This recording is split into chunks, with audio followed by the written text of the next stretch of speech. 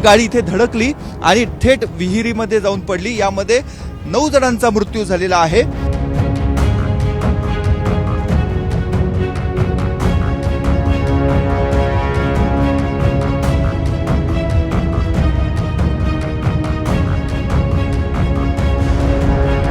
नाशिकच्या दिंडोरी तालुक्यातील शिवाजीनगर परिसरामध्ये रात्रीच्या सुमारास एक अपघात झाला आणि या अपघातामध्ये 9 जणांचा जागीच मृत्यू झालेला आहे।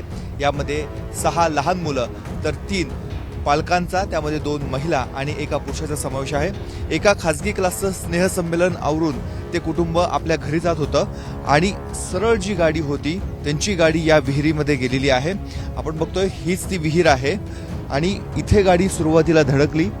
गाडीचा वेग हा जास्त होता आणि त्यामुळे गाडी थेट या विहिरीमध्ये पडली आणि 9च्या 9 जण त्यांना जलसमाधी मिळाली।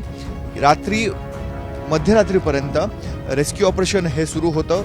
जी कार होती ती 2 क्रेनच्या सहाय्याने बाहेर काढण्यात आली, मात्र त्यामध्ये 9 जणांमधली एक महिला ही आधीच पाण्यामध्ये जाऊन पडलेली होती, तिला शेवटी काढण्यात आलं। जर आपण रस्ता बघितला तर ही विहीर जिथे आहे तिथपर्यंत सिमेंट काँक्रीटचा रस्ता काढण्यात आलेला आहे।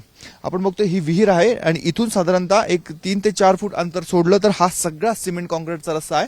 पुढच्या बाजूला जर बघितलं तर इथून अगदी एक 100-200 मीटर अंतरावर तो बँक्वेट हॉल होता, जिथे हा संपूर्ण कार्यक्रम स्नेहसंमेलनाचा होत होता। तिथून गाडी आली रात्रीच्या सुमारास, ह्याच रस्त्यावरनं आली आणि जो चालक होता चालकाला या बाजूला जायचं होतं, इकडे मातीचा रस्ता होता, ते त्याच्या रात्री अंधारामध्ये लक्षात आलं नाही। तिकडे गाडी न वळवता त्याची गाडी थेट या विहिरीकडे गेली आणि इथे विहिरीचा कचडा देखील अगदी छोटा आहे। विहीर जिथे रस्ता येतो तिथून अगदी थोड्या अंतरावर विहीर आहे, त्यामुळे गाडी कंट्रोल झाली नाही आणि ती गाडी पूर्णपणे या विहिरीमध्ये पडली। दादा, काल काय घडलं जरा सांगा, काय काय नेमकी परिस्थिती होती? नाही सांगता ना मला, मी नव्हतो इथं। काय गर्दी जमा झाली होती, काय बघितलं तुम्ही?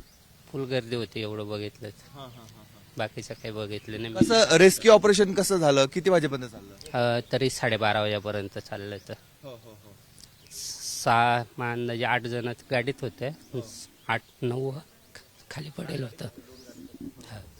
काय काय नेमकी त्यावेळेसची परिस्थिती होती, तुम्हाला कसं कळालं ही घटना घडली? इथं आम्ही शेजारीत असतो, गाडीचा एकदम जोरात आवाज आला, घरात असं वाटलं का काही भूकंप झाला का काय, तर घरातले बाहेर आले, माझा चिरंजीव बाहेर आला, त्यांनी खाली 2 ड्रम टाकले। त्याला वाटलं जर कोणी जिवंत असलं तर त्याला ड्रमला पकडून वाचतील, पण पूर्ण गाडी पाण्यात गेलेली होती। त्यानंतर 2 क्रेनच्या सहाय्याने गाडी वरती काढण्यात आली। 7 जण गाडीत होते आणि 2 जण खाली पडलेले होते, तर 2 जण नंतर काढले। साधारण 1 वाजेपर्यंत ऑपरेशन चालू होतं। किती वाजता घटना घडली? साधारण 10 वाजता। पण ही विहीर नेमकी कोणाची आणि याआधी असे काही इथे प्रकार घडले? नाही, याच्या अगोदर कधी झालं नाही, पहिल्यांदाच घडलंय। हा रस्ता इथपर्यंत आहे आणि अगदी त्याच्या तोंडावर विहीर आहे, म्हणजे मृत्यूचाच रस्ता म्हणायला पाहिजे। तुम्ही याच्या आधी काही कोणाकडे तक्रार केली होती, स्थानिक प्रशासनाकडे वगैरे? नाही केलेली। आता काही वाटतं विहीर झाकली पाहिजे किंवा? विहीर झाकली पाहिजे। आमचे नगरसेवक आहे, त्यांना पण बोललो होतो मी, अविनाश जाधव, का यांना याच्यावर आपला स्लॅब टाकला पाहिजे, का एखादी दुर्घटना घडू नये। मी त्यांना 2 वेळेस त्याच्यासाठी पाठपुरावा पण केलेला होता। साधारण कधी केला होता? 2-3 वर्षापूर्वी, 2 वर्षापासून केलं। आणि विहीर कोणाची काय? ही विहीर राजेंद्र राजे त्यांची। आपण बघतोय राजेंद्र राजे म्हणून एक गृहस्थ आहे, त्यांच्या मालकीची विहीर आहे। विहीर भर रस्त्यामध्ये आहे आणि जी कार या विहिरीमध्ये गेलेली होती ती कार काढून इथे बाजूला ठेवण्यात आलेली। हा मातीचा रस्ता आहे आणि इथून पुढे पुन्हा एकदा कॉलनी रोड आहे, त्यामुळे चालकाला ह्या मातीच्या रस्त्याने, कच्च्या रस्त्याने पुढे जायचं होतं, मात्र त्याला तो टर्न लक्षात आला नाही आणि गाडी थेट विहिरीमध्ये पडली। हीच ती गाडी आहे। हा सुरुवातीचा गाडीचा भाग आपण बघतोय, पूर्ण गाडीचा चक्काचूर झालेला आहे।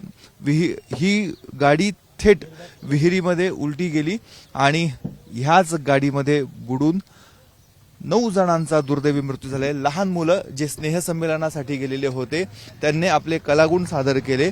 अनेक तर वेगवेगळ्या वेशभूषेमध्ये होते, ज्यांनी जी कला सादर केली त्या वेशभूषेमध्ये होते, त्यामुळे रात्रीच्या सुमारास इथे हळहळ व्यक्त केली जात होती, आक्रोश बघायला मिळत होता। अनेक जण घाबरलेले देखील होते, गोंधळ उडालेला होता आणि अशा परिस्थितीमध्ये रेस्क्यू ऑपरेशन करण्यात आलं, मात्र दुर्दैवानं एकाचेही प्राण वाचू शकले नाहीत।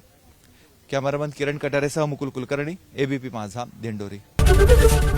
एबीपी माझा, उघडा डोळे बघा नीट.